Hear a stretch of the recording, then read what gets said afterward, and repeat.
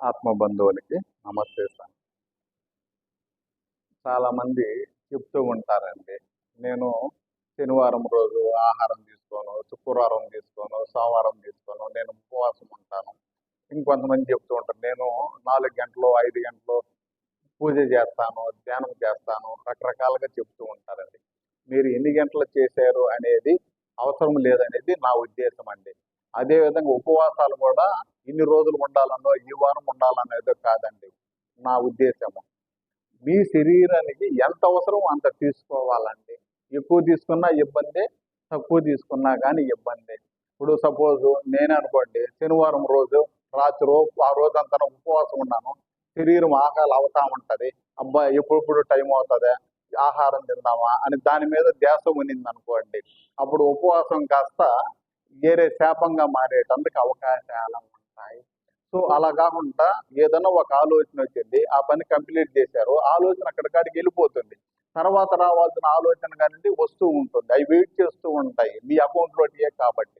So దానికని పనులు కూడా అంతే, ఇంట్లో పనులు అనుకోండి, ఉదయం చేయాల్సిన పనులు చేయకుండా ఆపేశారనుకోండి, మధ్యాహ్నం చేయాల్సిన పనులు ఉదయం చేయాల్సిన పనులు మధ్యాహ్నం చేయాలంటే కష్టం అవుతుంది. సో ఎప్పుడు పనులు అప్పుడు కంప్లీట్ చేసుకుంటే వాళ్ళు ప్రశాంతంగా ఉండేటందుకు అవకాశాలు ఉంటాయి. సో అదే విధంగా ఇవి కూడా అంతేనండి, మీకు రావాల్సిన ఆలోచనలు ఏవైతే ఉంటాయి అవి కూడా వెయిట్ చేస్తూ ఉంటాయి. మీ ఆలోచన ఒకటి కంప్లీట్ అయితే ఇంకో ఆలోచన వస్తూ ఉంటుంది. లేదనుకుంటే మీకు అవి తొలగించుకునే శక్తి కానీ ఉంటే వాటిని ధ్యానం ద్వారానో గురువుల ద్వారానో తొలగించుకునేటందుకు అవకాశాలు ఉంటాయి.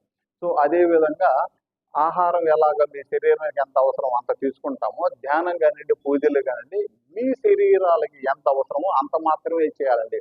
ఎక్కువ చేసినారు, భగవంతుడి శక్తి ఎక్కువ వచ్చేసింది, మీ శరీరం జీర్ణం చేసుకోలేకపోయింది, అక్కడ ఇబ్బంది వచ్చేటందుకు అవకాశాలు ఉంటాయి.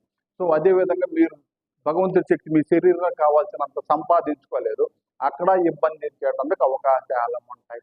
సో మీ శరీరం ఎంత భగవంతుడి శక్తి సరిపోతుంది అనేది తెలియాలంటే కూడాను ఆ కొలబద్ద గురువుల దగ్గర కొంతమంది దగ్గర ఉంటుందండి, వాళ్ళ దగ్గరికి వెళ్ళి కూడా తెలుసుకోవచ్చు మీరు.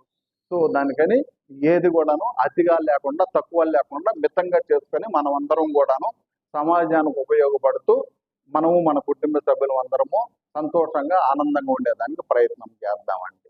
ఓం శ్రీ గురుభ్యో నమః. హరి ఓం.